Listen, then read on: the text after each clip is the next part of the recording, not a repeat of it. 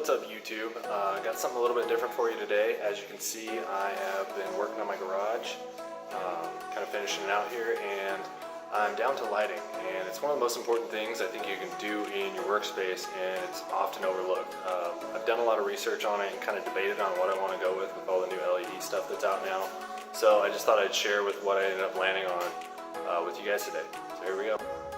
So here's what I eventually landed on. I looked at a few different lights, including some of the all-in-one units like Costco has. They have a pretty good deal. I think when they run the rebate, it's around 20 bucks a light, and they're also chainable, which means that in addition to having a plug on one end, you're gonna have a female socket on the other, so you can daisy chain them all together with one outlet, which is definitely a nice feature. However, the output per watt isn't all that great on the Costco ones. It's a little bit less than you can get, so I decided to go with a standard T12 housing that I got at Lowe's. I got these for like, I think they were 10 bucks when they were on sale, so they were about the cheapest fixture I could find. And I ended up going with these LED drop-in from Green Tech Lighting online. They were one of the better deals I could find. I think they're between 2450 and 2650 lumens, and they only use about 18 watts, so they're pretty efficient. They also have the benefit that they're plug and play with the ballast, or you can choose to cut the ballast out to increase your efficiency and run them direct wire. So that's what I'm going to be doing with these, since the ballasts are they're usually between 88 and 92-ish% efficient, so you lose a little bit of juice just running those. So these were a pretty good deal. I think I got them on sale with a coupon or something for a discount. It came to, I don't know, 5 bucks a bulb. And then I got the units for 10. So I'm into them about 20 bucks, pretty close to the same as Costco.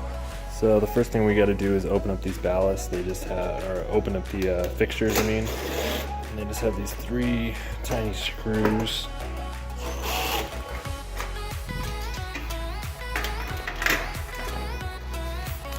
And then you can see what we got inside. Here's the ballast. You can see your hot coming in and then going out to your tombstones there. So this ballast design is actually about as simple as I could have asked for. It's just push locks, so it's kind of perfect. So I'm just going to go ahead and depin everything by just press down these little tabs here, if you can see that. They pop right out.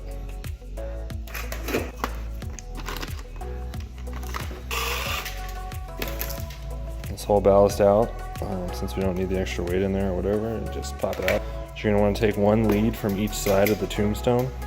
You're going to take 2 of these and you're going to wire them to one side of your 110. You're going to do the opposite ends on the other side here. I'm also going to go ahead and tape these up because I do know that these bulbs have the option to be wired with the ballast. Because of that, I'm just a little worried that they do have connectivity all the way down the bulb, so I don't want these grounded out to the housing or to each other. Okay, now you can see, fast forward a bit, I got those all taped up so I don't have to worry about any shorts. So the next step is to put this thing back together. Make sure all your wires are tucked, the fixture back together or closed up. And these bulbs just drop right in like a standard T8 or T12 tube. The one difference is they are directional, so when we put light out, you can see on this side and the back side is actually aluminum. I chose to go with frosted just because it's a little bit softer and less harsh, and I have 9-foot ceilings in here, so they're not all that tall. So I also went with 4K on the color because this isn't my primary workspace, so I wanted a little bit warmer feel. You can also get 5K or 6500K, excuse me, which is known as daylight, but those are pretty bright white. So plug it in, turn it on.